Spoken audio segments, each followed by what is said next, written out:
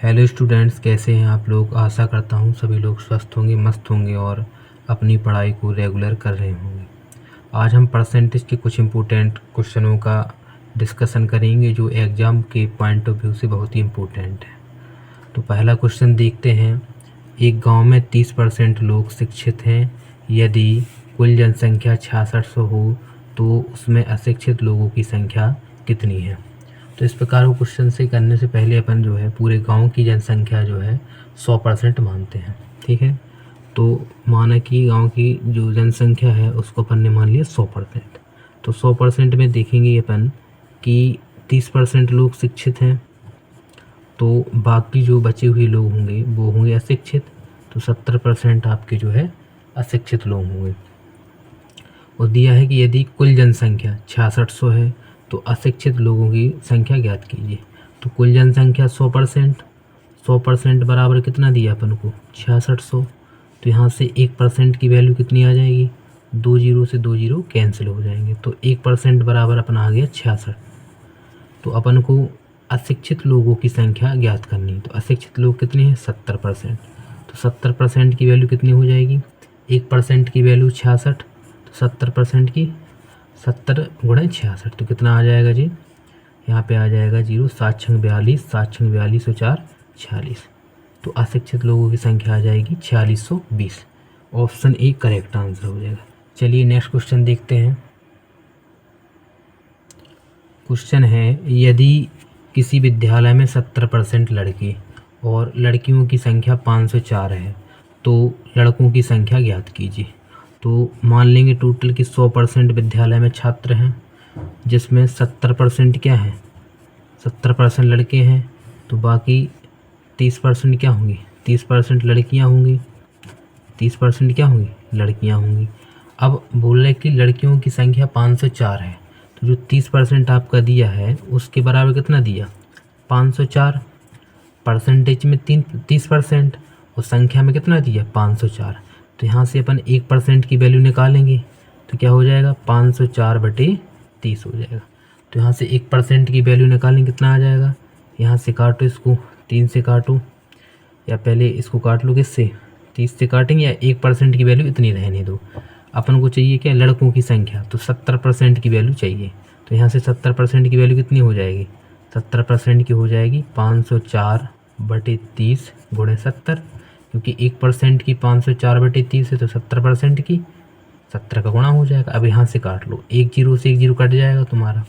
3 से 504 कितनी बार जाएगा, ये जाएगा 3 एकम 3, 2 बचा, 3 18, 3 8 24 गुणे 7। इसका मल्टीप्लाई करेंगे तो कितना आएगा, 7 8 56 हो जाएगा, हासिल 5, 7 6 42 और 5 कितना हो जाएगा, 42 और 5 47 और 7 एकम 7 4 11, 1176 इसका आंसर हो जाएगा। तो ऑप्शन आपका जो है बी करेक्ट आंसर हो जाएगा। आशा करता हूँ आपको क्वेश्चन अच्छे से समझ में आया होगा। चलिए अगला क्वेश्चन देखते हैं। क्वेश्चन इस प्रकार है कि एक परीक्षा में कुछ परीक्षार्थी में 70% उत्तीर्ण हुए। यदि अनुत्तीर्ण की संख्या 420 है तो परीक्षार्थियों की कुल संख्या कितनी होगी। तो अपन मानते हैं कि 100% क्या होंगे, परीक्षार्थी होंगे, जिसमें 70% तो पास हो गए, उत्तीर्ण हो गए 70% क्या हो गए, पास हो गए। तो बाकी जो बचे होंगे वो फेल होंगे, तो 30% क्या हो जाएंगे, आपके फेल स्टूडेंट होंगे। और पूछा क्या है कि परीक्षार्थियों की कुल संख्या, दिया क्या है, यदि अनुत्तीर्ण की संख्या 420 रही है तो 30% बराबर दिया है अपन को, कितना दिया है 420। तो यहाँ से 1% की वैल्यू कितनी आ जाएगी, तो 1% की वैल्यू आ जाएगी 420/30, 0 से 0 कट जाएगा आपका। तो 1% बराबर आ जाएगा 3 एकम 3, 3 चौको 12, तो 1% बराबर 14 आ गया। ठीक है, अब यहाँ पे निकालना क्या है, परीक्षार्थियों की कुल संख्या। तो परीक्षार्थी टोटल 100% है, तो 100% की वैल्यू कितनी हो जाएगी, 14 × 100, तो ये हो जाएगा 1400। तो ऑप्शन 20 का जो है करेक्ट आंसर हो जाएगा। चलिए नेक्स्ट क्वेश्चन देखते हैं।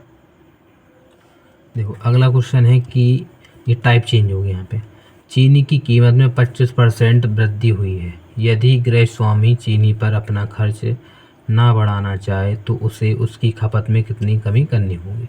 ठीक है, तो इसको पहले हम बेसिक से बताते हैं। और इसके बाद इसका एक शॉर्ट मेथड बताएंगे। ठीक है, तो देखिए चलिए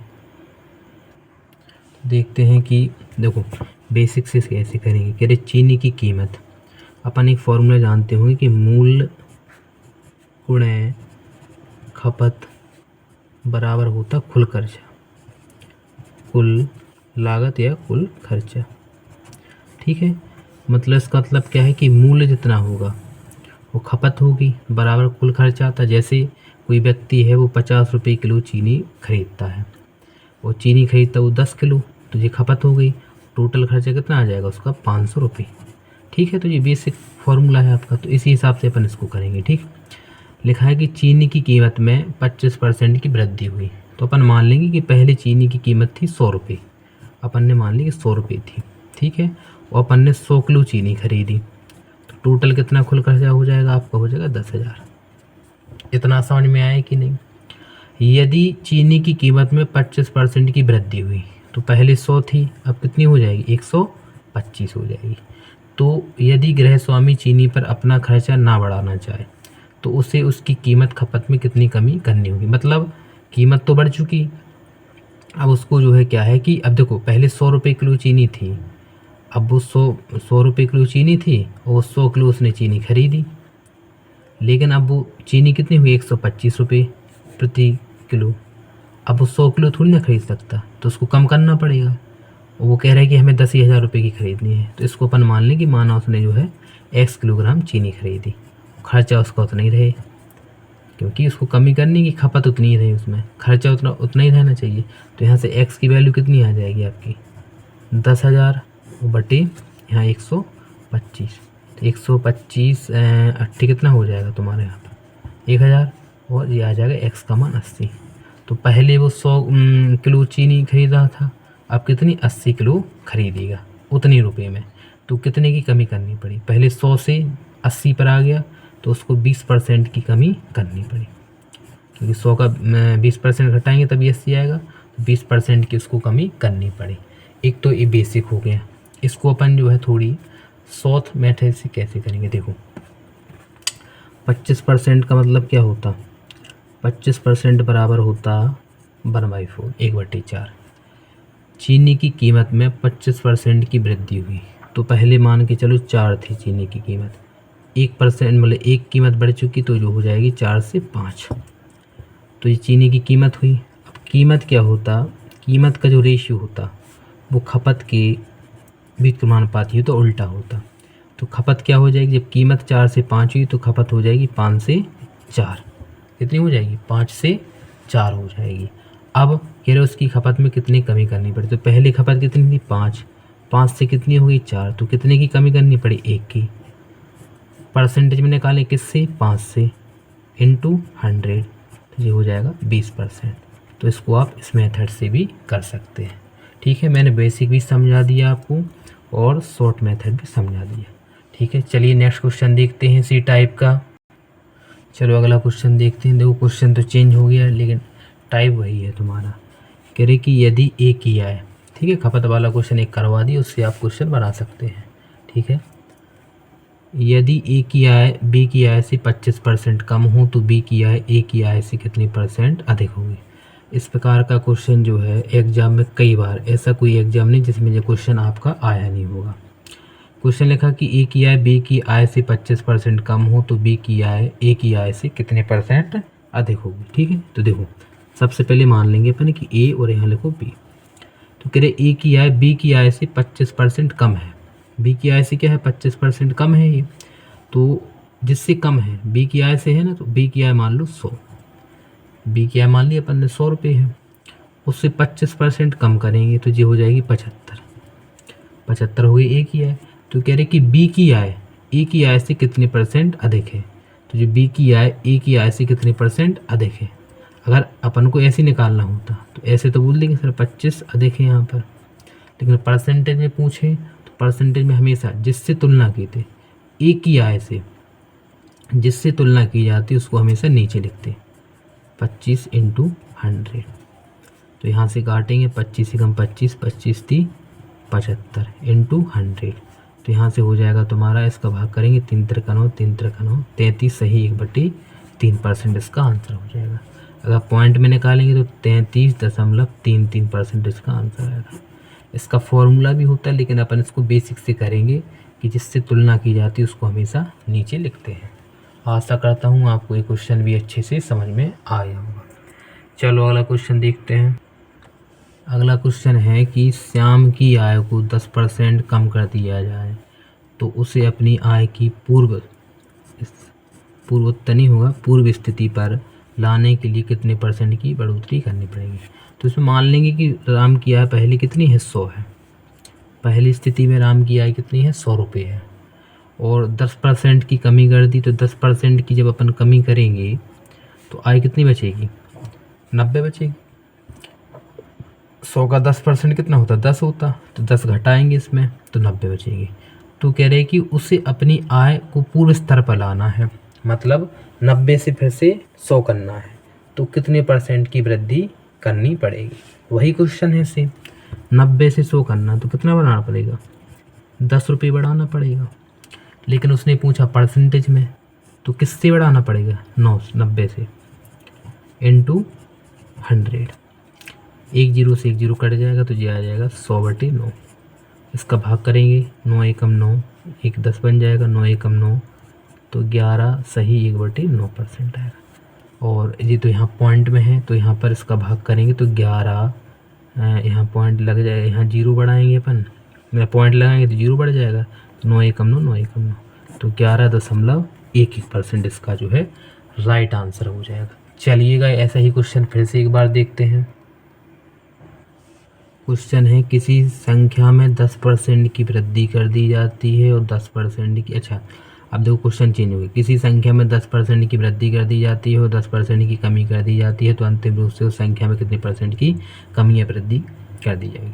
तो इस प्रकार के क्वेश्चन में देखो कमी या वृद्धि का एक फॉर्मूला होता है अपन का, परसेंटेज वृद्धि क्या होता है, x + y ± xy/100। अब तुम बोलो सर जी वृद्धि का होता कि कमी का होता। देखो यदि यहाँ पे देखेंगे फॉर्मूला ही होता तुम्हारा, यहाँ पर देखो 10% की वृद्धि की तो प्लस लगाएंगे, तो 10% की कमी की तो माइनस लगाएंगे, और यहाँ पर प्लस माइनस दोनों का चिन्ह लगता है। ठीक है, अगर वृद्धि होगी तो सब में प्लस रहेगा, वृद्धि होगी तो x + y और प्लस xy/100 होगा। अगर दोनों में जो है कमी होगी तो -x -y, यहाँ प्लस माइनस माइनस प्लस हो जाएगा xy/100। तो जैसा क्वेश्चन होगा उसी हिसाब से जो फॉर्मूला है चेंज हो जाता। 10% की कमी की तो 10% की वृद्धि की तो प्लस के 10 होगा, 10% की कमी की तो माइनस के 10 हो जाएगा, प्लस माइनस ये प्लस है ये माइनस है, और x का मान 10 × 10 × 100 इन दोनों का मान ये तो कट जाएंगे, और 10 धाम की क्या हो जाएगा, 100 हो जाएगा, और बटे 100 तो प्लस माइनस माइनस होता, तो यहाँ से कितना % और ये पूरा कितने में आता, परसेंटेज में आता, तो ये हो जाएगा -1%। ठीक है, तो इसमें क्या हो जाएगा, -1% की कमी हुई। अगला क्वेश्चन देखते हैं। अगला क्वेश्चन है यदि किसी आयत की प्रत्येक भुजा को 20% बढ़ाया जाए तो उसके क्षेत्रफल में कितने % की वृद्धि होगी। अब तुम बोलोगे सर यहाँ पे तो सिर्फ एक भुजा को प्रत्येक भुजा को 20% बढ़ा रहे, तो ये क्वेश्चन चेंज हो गया, उसमें 2 बार लिखा नहीं। तो आयत की प्रत्येक भुजा को 20%, तो आयत में क्या होता है, लंबाई होती है और चौड़ाई होती है, दोनों को 20% बढ़ा रहे हैं, तो उसके क्षेत्रफल में कितने % की वृद्धि। वही फॉर्मूला लगेगा कि x + y और प्लस माइनस xy/100 और पूरे का परसेंटेज, दोनों को बढ़ा रहे हैं तो प्लस के 20 प्लस माइनस प्लस ही रहेगा, 20 × 20 और बटे 100, तो ये कितना हो जाएगा 400। यहाँ 2 0 से 2 0 कट जाएगा तो यहाँ 4 आएगा, तो ये कितना हो जाएगा, 40 रहेगा, और 40 से 4 यहाँ हो जाएगा 44%। तो 44% की वृद्धि इसके क्षेत्रफल में हो जाएगी। चलिएगा अगला क्वेश्चन देखते हैं। अगला क्वेश्चन लिखा है अपना कि यदि किसी वर्ग की प्रत्येक भुजा को 10% बढ़ा दिया जाए तो वर्ग की, तो वही है प्रत्येक भुजा को 10 बढ़ाया, फिर 10 बढ़ाया, और प्लस 10 × 10/100, 10 10 कितना हो जाएगा 20, और जो हो जाएगा 10 दाम की 100/100, 0 से 0 कट जाएगा, 20 1 हो जाएगा 21%। ठीक है, तो कुछ क्षेत्रफल वाला क्वेश्चन है कि प्रत्येक वर्ग की भुजा, तो वर्ग अपन जानते हैं कि 4 भुजाएं बराबर होती है उसमें, इसमें एल और बी दोनों बराबर होते हैं, तो प्रत्येक को बढ़ा रहे हैं। फॉर्मूला लिखेंगे एक्स प्लस वाई बटे 100। अगर कमी करेंगे तो माइनस लगाएंगे और वृद्धि करेंगे तो प्लस लगाएंगे। अगला क्वेश्चन देखते हैं। अगला क्वेश्चन है कि यदि वृत्त का व्यास 75% बढ़ाने पर परिमाप में कितनी % की वृद्धि होगी। ठीक है, तो बताइए। ये क्वेश्चन आपको जो है कमेंट बॉक्स में इसका आंसर लिखना है।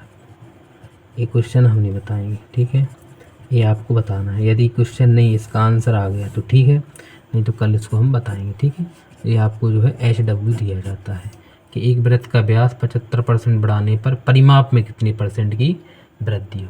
ठीक है, तो आज के टॉप 10 क्वेश्चन का डिस्कशन किया। आशा करता हूँ कि आपको जो है क्वेश्चन समझ में आए होंगे। ठीक है, अगर कोई वीडियो में दिक्कत है तो आप इसको दोबारा देख सकते हैं। कोई क्वेश्चन समझ में नहीं आ रहा तो आप इसको जो है दोबारा कोई भी क्वेश्चन देख सकते हैं। जय हिंद।